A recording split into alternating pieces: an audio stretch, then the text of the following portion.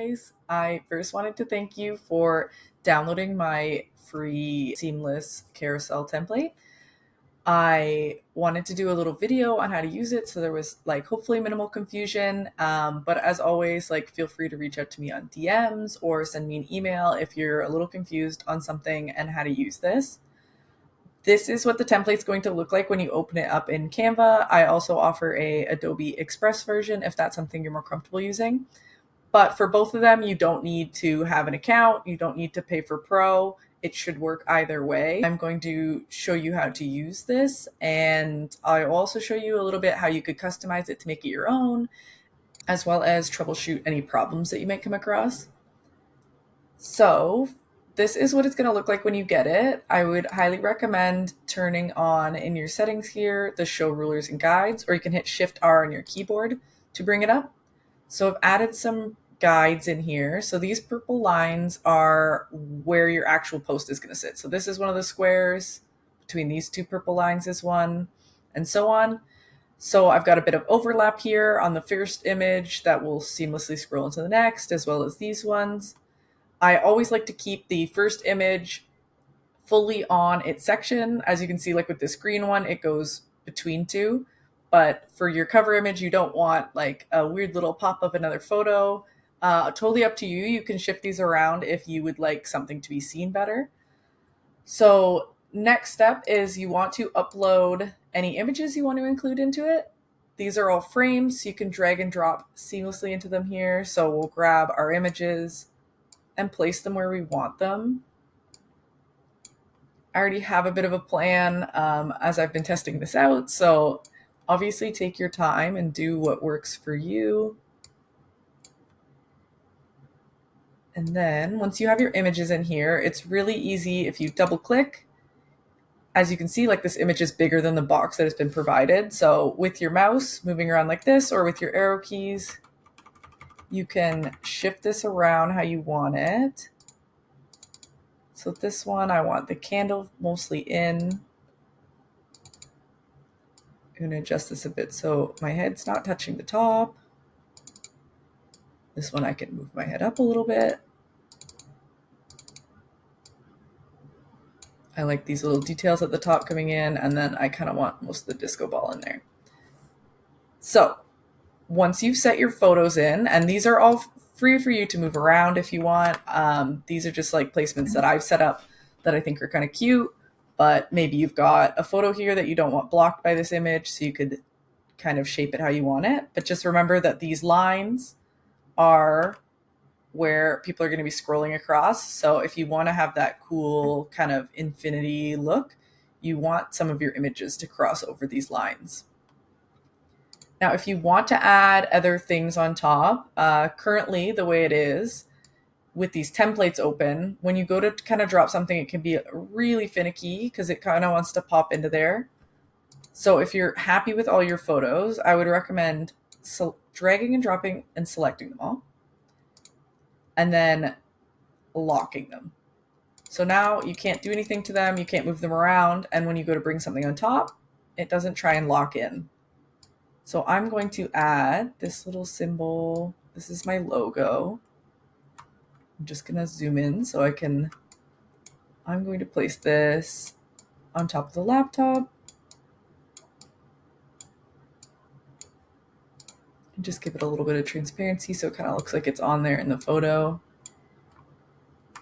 This is also when you could add some text if you wanted. If you wanted to type properly, if you wanted to show this off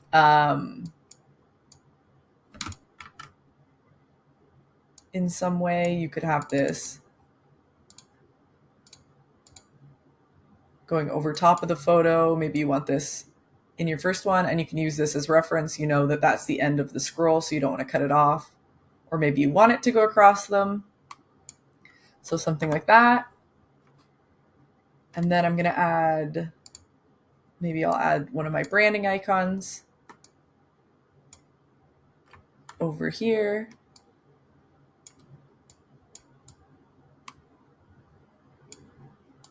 Okay, so that's good for me. I am going to unlock these photos now.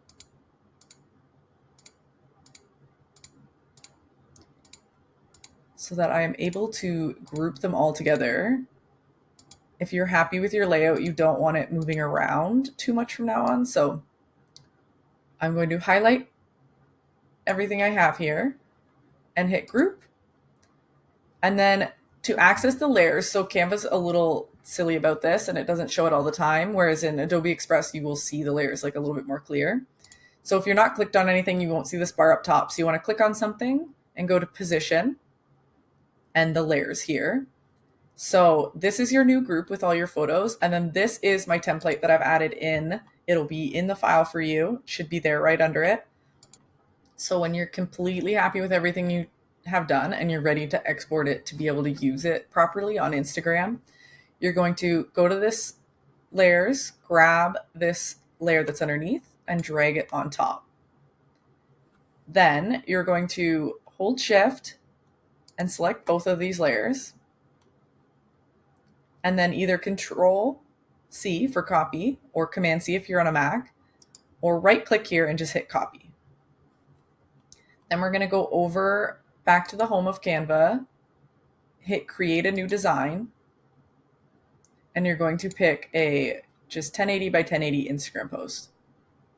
So when we're over here, either Control V or Command V on Mac, or right click and hit paste.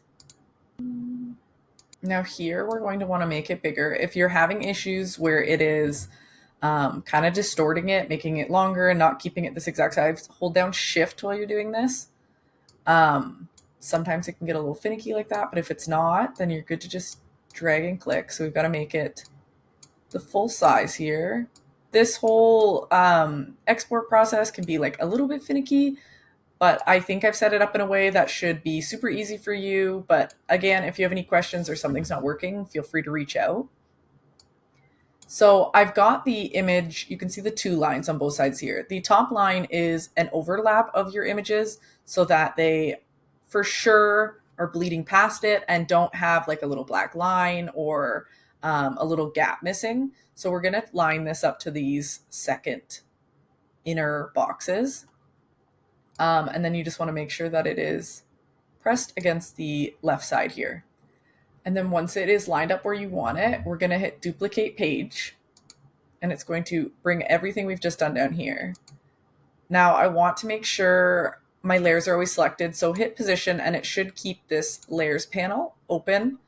So as you can see, it's duplicated the page, but I'm only selected on the top one. So if I start moving this around, I'm not going to be moving around our images that are behind. So same thing as before, click on one of them and then hold shift and click the other to select both of them. Now you can move this with your mouse, but as you can see, like it's a little hard to keep it steady. So I would recommend using your arrow keys, but you can use your mouse. If you hold shift and hit the left arrow, it is going to slide it down this way. And holding shift does bigger jumps, so it should take a little bit less time. You can hold it down to slide it across, but if you're doing just the arrows, it goes a little bit slower than if you're holding shift. So you can use that to fine tune it, but I wouldn't recommend using it to get it over there. So each of these color squares is your new post. So you're going to want to line them up here. You should have like a little bit of green on either side, the lime green. So you can use the arrow keys to fine tune that. Then when it's all set, you want to duplicate this page again. Make sure you've selected both with shift and click. Slide it on over. We should be working our way through the colors all the way down to the end. So same thing, I've gone a little bit past on the left side, so I'll just click back on the right until they're somewhat lined up. And then we will hit duplicate page. Same thing, we will select them with shift click, slide it over.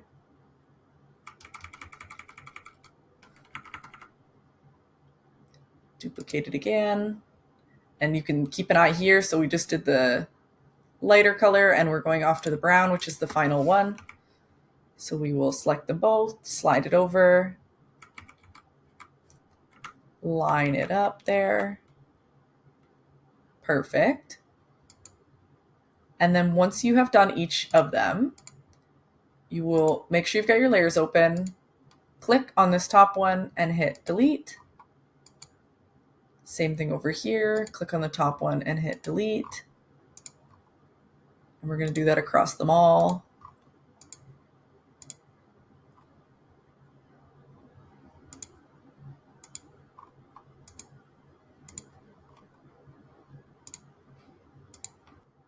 So there is all the pages for your Instagram scroll. You can see all the overlap that gives it that seamless scroll look. If you were unhappy with, say, where something like this icon is, or this icon up here, this icon is only on the one page, so it's pretty easy to give it an adjustment here if you'd like. So you can ungroup everything, click on your one thing and move it around with your arrow keys until you're happy with it. So that doesn't affect anything. But if you were hoping to move, say, this image that is clearly on 2 pages, you will ungroup it. And if you're going to move it around with the arrow keys, this is how I do it, just to save you from editing it in the full one, bringing it back in here and having to do that again.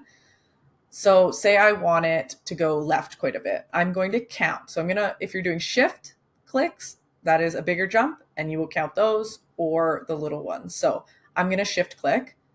So I'm going to hold shift, press the arrow, and I'm going to count 1, 2, 3, 4. So I've slid it over to the left 4 times. Then I'm going to come down here and ungroup this one, click on it, hold shift, and do 1, 2, 3, 4. So I know I've moved it the exact same amount. It's a really precise way and just a work smarter, not harder way of adjusting these. Obviously, if you're not happy with any of it and you're going to make a bunch of changes, I would definitely just go back to this original one and make those adjustments here. So you can slide that back down, ungroup this, and work your way through this again. And then you'd have to repeat the steps to get it over to here. But if you just have little tweaks you'd like to do and you want to make sure that it's still going to line up, I would just be really cautious of the number that you're moving things left, right, up, down, and whether or not you're holding shift for larger jumps. And it should still line up really well for you. So when you are done with that and you're really happy with it and you're ready to put it on your Instagram, you're going to hit share, download, and then I would highly recommend just a PNG. It's will be really good for your Instagram sharing. And then if you don't pay for Pro, it'll be set to the 1080 by 1080 size that you had it at, which is great, and it'll work fine.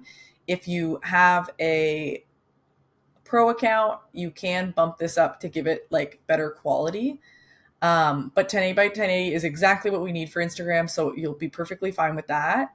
You want to make sure it's all pages selected, and then you will hit download. Then once it has downloaded, I will show you what it would be like to upload it on Instagram and double check that it's all working. So this is an example of what it'll look like when you upload it to Instagram. So you'll want to save it to your phone. You'll have, like preferably, I would try and save them in order so that it's a little bit easier. I have sometimes saved it not in order, and then it's a little bit hard to remember what order it's supposed to be in. So you will select the first one. This is them all right there. So you'll select the first one and you will hit like a multi-post here and then click them in the order you would like them. And then hit next. And once you continue through all this, you can check that you have them roughly in the right order, but at this spacing, it's a little bit hard to tell how they're lined up. You get a good idea, and it would be super obvious if they weren't lined up here. Then you'll hit next, and after you do everything, you can scroll through them like this and make sure that you can see where it kind of starts and ends and make sure it all looks how you want it to. Now, I did, after filming this on my phone, I obviously, like I said, I like this first one to just be a standalone, but it's kind of boring that it just stops there. So I did pull it a little bit into this one since then. As you guys saw me build it there, that's how it was. So yeah, you can check here that it all like works to your liking, and you can always start over and readjust things. but it is a little bit of a process, but I think it's definitely worth it. It's a pretty cool post.